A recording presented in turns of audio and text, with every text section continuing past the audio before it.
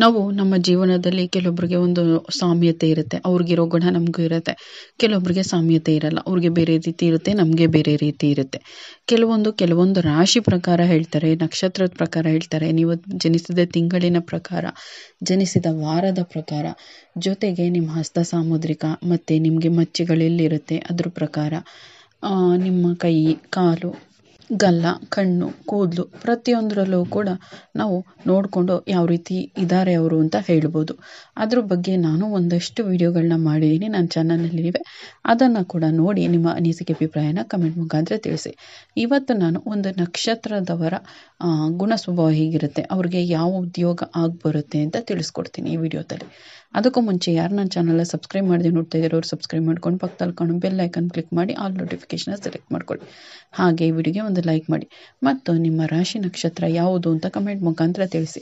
ಜಾಸ್ತಿ ಯಾವ ರಾಶಿ ನಕ್ಷತ್ರದ ಹೆಸರು ಬಂದಿರುತ್ತೋ ಆ ರಾಶಿ ಅಥವಾ ಆ ನಕ್ಷತ್ರದ ಗುಣ ಸ್ವಭಾವದ ವಿಡಿಯೋನ ನಾನು ಮಾಡಿಕೊಡ್ತೀನಿ. ಮತ್ತು ಈ ರಾಶಿ ನಕ್ಷತ್ರದವ್ರು ಈ ನಕ್ಷತ್ರದವ್ರು ನೀವು ಅಂದರೆ ಕಮೆಂಟ್ ಮುಖಾಂತರ ನಿಮ್ಮ ಅನಿಸಿಕೆ ಅಭಿಪ್ರಾಯನ ಕಮೆಂಟ್ ಮುಖಾಂತರ ತಿಳಿಸಿ. ಆವಾಗ ನಮಗೂ ವಿಡಿಯೋ ಮುಂದೆ ಮಾಡೋದಕ್ಕೆ ಅನುಕೂಲ ಆಗುತ್ತೆ, ಹೆಚ್ಚು ಉತ್ಸಾಹ ಬರುತ್ತೆ. ಈಗ ಇವತ್ತು ನಾನು ಹೇಳ್ತಾ ಇರುವಂಥ ನಕ್ಷತ್ರ ಯಾವುದಪ್ಪ ಅಂದರೆ ಉತ್ತರ ಫಾಲ್ಗುಣಿ ನಕ್ಷತ್ರ.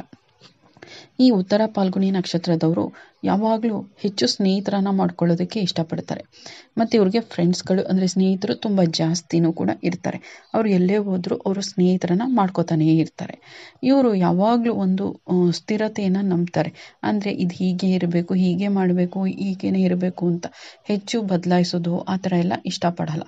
ಅವರು ಆ ಇಷ್ಟಗಳು ಕೂಡ ಅವಾಗವಾಗ ಬದಲಾಗೋದಿಲ್ಲ. ಕೆಲವೊಬ್ಬರು ಈಗ ಒಂದು ಇಷ್ಟ ಆದರೆ ಇನ್ನೂ ಸ್ವಲ್ಪ ದಿನ ಹೋದರೆ ಇನ್ನೊಂದು ಇಷ್ಟ ಆಗ್ತಾ ಇರುತ್ತೆ.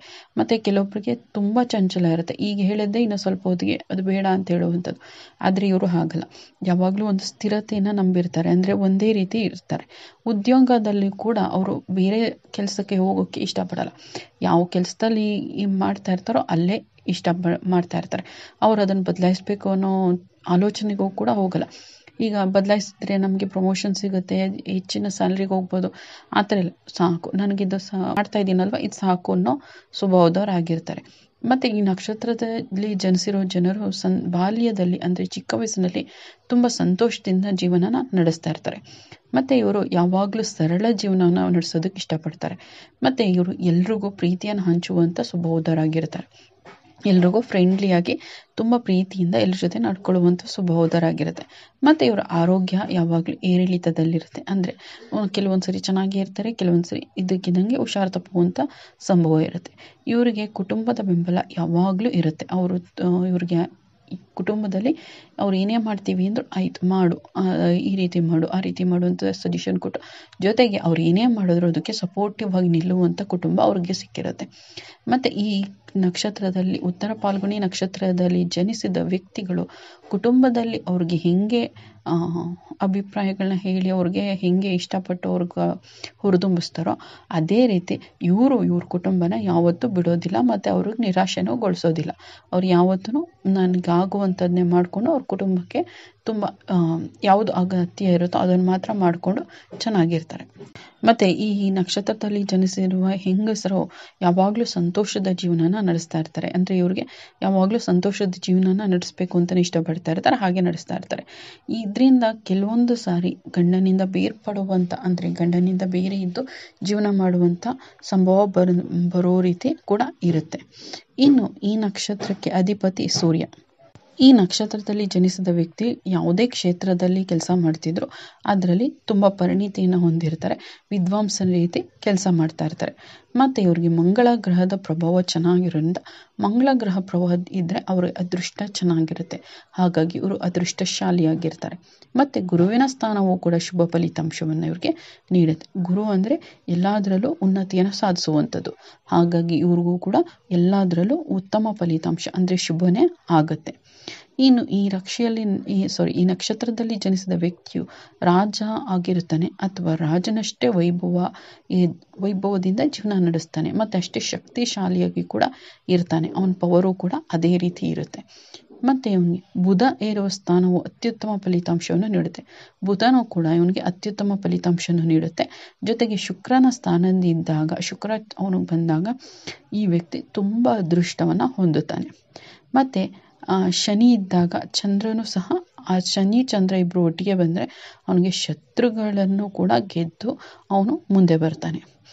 ಬುಧ, ಶುಕ್ರ, ಶನಿ ಎಲ್ಲರೂ ಉತ್ತಮ ಸ್ಥಾನದಲ್ಲಿದ್ದಾಗ ಅವನಿಗೆ ತುಂಬ ಅದೃಷ್ಟ ಬರುತ್ತೆ. ಹಾಗಾಗಿ ಈ ಉತ್ತರ ಫಾಲ್ಗುಣಿ ನಕ್ಷತ್ರದಲ್ಲಿರೋರು ತುಂಬ ಅದೃಷ್ಟಶಾಲಿ ಅಂತಲೇ ಹೇಳ್ಬೋದು. ಆ ರೀತಿ ಇರ್ತಾರೆ.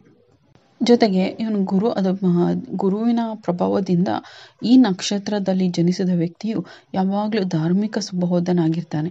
ಅಂದರೆ ಇದು ಮಾಡಿದ್ರೆ ಇದು ಒಳ್ಳೆಯದು, ಇದು ತನ್ನ ಅನಿಸಿಕೆ ಅಲ್ಲದೇನೆ ಧರ್ಮಬದ್ಧವಾಗಿ ಜೀವನ ನಡೆಸ್ತಾನೆ. ಅಧರ್ಮದ ದಾರಿಯಲ್ಲಿ ಯಾವತ್ತೂ ಹೋಗಲ್ಲ. ಮೋಸ ಮಾಡೋದಾಗಲಿ, ಸುಳ್ಳಿಡೋದಾಗಲಿ, ಕಳ್ತನ ಮಾಡೋದು, ಈ ರೀತಿ ಯಾವುದೇ ರೀತಿ ಕೆಲಸಗಳಿಗೂ ಹೋಗೋದಿಲ್ಲ.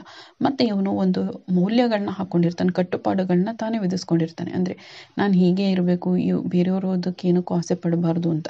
ಅದೇ ರೀತಿ ಅವನು ಬಾಳ್ತಾನೆ. ಅವನು ಸುಸಂಸ್ಕೃತನಾಗಿರ್ತಾನೆ, ನಿಷ್ಠಾವಂತನಾಗಿರ್ತಾನೆ, ಒಳ್ಳೆಯ ವ್ಯಕ್ತಿಯಾಗಿರ್ತಾನೆ, ಧರ್ಮವಂತನಾಗಿರ್ತಾನೆ. ಆದ್ದರಿಂದ ಇವನು ಸುಳ್ಳು, ಮೋಸ ಮಾಡೋದು, ಯಾವುದೇ ಕೆಟ್ಟ ಸ್ವಭಾವ ಇವನಿಗಿರಲ್ಲ. ಇವನಿಗೆ ಎಲ್ಲ ರೀತಿಯಲ್ಲೂ ಕೂಡ ಇವನಿಗೆ ತುಂಬ ಒಳ್ಳೆಯದೇ ಆಗಿರುತ್ತೆ. ಎಲ್ಲ ಕೂಡ ಒಳ್ಳೆ ಶುಭ ಫಲಿತಾಂಶವನ್ನೇ ಕೊಡುತ್ತೆ. ಇನ್ನು ಈ ನಕ್ಷತ್ರದವರಿಗೆ ಸೂಕ್ತವಾದ ಉದ್ಯೋಗ ಯಾವುದಪ್ಪ ಅಂದರೆ ಕಲಾವಿದರಾಗಿರ್ಬೋದು, ಸಂಗೀತಗಾರರು, ಮನರಂಜಕರು, ಅಂದರೆ ಡ್ಯಾನ್ಸ್ ಆಗಿರ್ಬೋದು, ಕಾಮಿಡಿ ಹೇಳೋದಾಗಿರ್ಬೋದು, ಸ್ಟ್ಯಾಂಡಪ್ ಕಾಮಿಡಿ ಈ ಥರ ಇರ್ಬೋದು. ಸೂಪರ್ ಸ್ಟಾರ್ಗಳು, ಯಾವುದಾದ್ರು ಮ್ಯಾನೇಜ್ ಮಾಡುವಂಥರು, ನಾಯಕರು, ಜನಪ್ರಿಯ ಕ್ರೀಡಾಪಟುಗಳಾಗಿರ್ಬೋದು, ಯಾವುದಾದ್ರು ಸಂಸ್ಥೆಗಳಲ್ಲಿ ಹಿರಿಯ ಅಧಿಕಾರಿಗಳಾಗಿರ್ಬೋದು, ಸಂಸದರು ಅಥವಾ ಮಂತ್ರಿಗಳು ಈ ರೀತಿ ಆಗಿರ್ಬೋದು.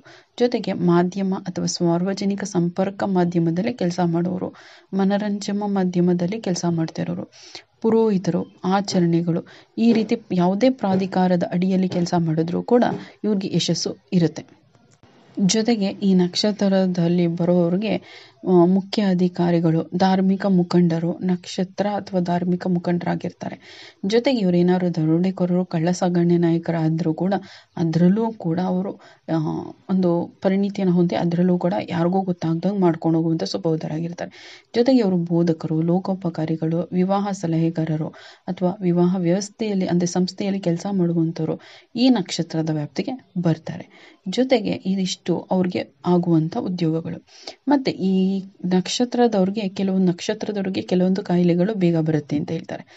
ಆ ರೀತಿ ಈ ನಕ್ಷತ್ರದ ಅಂದರೆ ಉತ್ತರ ಫಾಲ್ಗುಣಿ ನಕ್ಷತ್ರಕ್ಕೆ ಬರುವಂಥ ಕಾಯಿಲೆಗಳು ಅಂದರೆ ಈ ಪುರುಷರೊತ್ತಿಗೆ ಆರೋಗ್ಯ ಸಂಬಂಧದಲ್ಲಿ ಅವಾಗವಾಗ ಹುಷಾರು ತಪ್ತಾನೆ ಇರ್ತಾರೆ. ಆ ರೀತಿ ಅದರಲ್ಲೂ ಮುಖ್ಯವಾಗಿ ಹೊಟ್ಟೆ ನೋವು, ಶ್ವಾಸಕೋಶದ ಕಾಯಿಲೆ ಮತ್ತು ಪಾರ್ಶ್ವವಾಯು ಅಂದರೆ ಸ್ಟ್ರೋಕ್ ರೀತಿ ಅಟ್ಯಾಕ್ ಆಗೋ ರೀತಿ ಇರುತ್ತೆ. ಇನ್ನು ಹೆಣ್ಮಕ್ಳುಗಳಿಗೆ ಅಂದರೆ ಮಹಿಳೆಯರಿಗೆ ಹರ್ನಿಯಾ, ಜಠರಿನ ಸಮಸ್ಯೆಗಳು, ಗರ್ಭಕೋಶದ ಸಮಸ್ಯೆಗಳು ಈ ರೀತಿ ಬರುತ್ತೆ. ಗಂಡಸರಿಗೆ ಒಂದು, ಹೆಂಗಸರಿಗೆ. ಇನ್ನು ಇವರು ಏನಾದರೂ ಈ ನಕ್ಷತ್ರದವ್ರಿಗೆ ಪರಿಹಾರ ಬೇಕು ಅಂದರೆ ಅಥವಾ ತಾವು ಕೆಲಸ ಮಾಡ್ತಾರೆ ಅಂದರೆ ಪ್ರಮೋಷನ್ ಬೇಕು ಅಥವಾ ಯಾವುದಾದ್ರೂ ಒಂದರಿಂದ ನಂಗೆ ಇನ್ನೂ ಒಳ್ಳೆಯದಾಗ, ಇವರು ಅದೃಷ್ಟಶಾಲಿ ನಕ್ಷತ್ರದವರು ಆದರೂ ಕೂಡ ಇನ್ನೂ ಅದೃಷ್ಟ ಬೇಕು ಅಂದರೆ ಕೆಲವೊಂದು ಸಮಯದಲ್ಲಿ ಸ್ವಲ್ಪ ಏರುಪೇರಾಗ್ತಾ ಇರುತ್ತೆ. ಆವಾಗ ಅಥವಾ ನನಗೆ ಏನಾದರೂ ಮುಂದಕ್ಕೆ ಒಳ್ಳೆಯದಾಗಬೇಕು ಅಂತ ಬಯಸ್ತಾ ಇರೋರು ಸೂರ್ಯ ಗಾಯತ್ರಿ ಮಂತ್ರವನ್ನು ಪಠಿಸಿದ್ರೆ ತುಂಬ ಒಳ್ಳೆಯದು. ಬೆಳಿಗ್ಗೆ ಎದ್ದು ಸ್ನಾನ ಮಾಡಿ ಸ್ವಚ್ಛವಾದ ಅಂದರೆ ಶುಭ್ರವಾದ ಬಟ್ಟೆಗಳನ್ನ, ಒಗೆದಿರೋ ಬಟ್ಟೆಗಳನ್ನ ಹಾಕ್ಕೊಂಡು ಸೂರ್ಯ ಗಾಯತ್ರಿ ಮಂತ್ರವನ್ನು ಪಠಿಸಿದ್ರೆ ತುಂಬ ಒಳ್ಳೆಯದು. ಆ ಗಾಯತ್ರಿ ಮಂತ್ರ ಏನಪ್ಪ ಅಂದರೆ ಉನ್ ಭಾಸ್ಕರಾಯ ವಿದ್ಮಹೆ ಮಹಾ ತೇಜಾಯ ಧೀಮಹಿ ತನ್ನೋ ಸೂರ್ಯ ಪ್ರಚೋದಯಾತ್ ಅಂತ.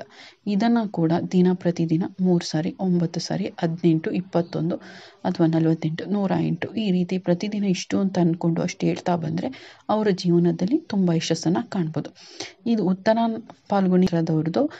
ನೀವು ಯಾರು ಉತ್ತರ ಫಾಲ್ಗುಣಿ ನಕ್ಷತ್ರದಲ್ಲಿ ಜನಿಸಿದಾರೋ ಅವರು ನಿಮ್ಮ ಅನಿಸಿಕೆ ಅಭಿಪ್ರಾಯನ ಕಮೆಂಟ್ ಮುಖಾಂತರ ತಿಳಿಸಿ. ಜೊತೆಗೆ ಬೇರೆ ನಕ್ಷತ್ರದವರು ನೋಡ್ತಾ ಇದ್ದಾರೆ ನಿಮ್ಮ ನಕ್ಷತ್ರ ಯಾವುದು ಅಥವಾ ರಾಶಿ ಯಾವುದು ಅಂತ ತಿಳಿಸಿ. ಯಾರ್ದು ಜಾಸ್ತಿ ರಾಶಿ ಅಥವಾ ನಕ್ಷತ್ರದ ಹೆಸರು ಬಂದಿರುತ್ತೋ ಅವ್ರದ್ದು ನೆಕ್ಸ್ಟ್ ವಿಡಿಯೋ ಮಾಡಿ ಅವ್ರ ಸ್ವಭಾವ ಹೇಗಿರುತ್ತೆ, ಅವ್ರಿಗೆ ಯಾವ ಉದ್ಯೋಗ ಆಗಿಬರುತ್ತೆ ಅಂತ ಪೂರ್ತಿಯಾಗಿ ತಿಳಿಸ್ಕೊಡ್ತೀನಿ. ಈ ವಿಡಿಯೋ ಇಷ್ಟ ಆಗಿದ್ದರೆ ಲೈಕ್ ಮಾಡಿ. ಹಾಗೆ ನಿಮ್ಮ ಫ್ರೆಂಡ್ಸ್ ರಿಲೇಟಿವ್ಸಲ್ಲಿ ಯಾರು ಉತ್ತರ ಫಾಲ್ಗುಣಿ ನಕ್ಷತ್ರದಲ್ಲಿ ಹುಟ್ಟಿರ್ತಾರೋ ಅವ್ರಿಗೂ ಕೂಡ ಶೇರ್ ಮಾಡಿ.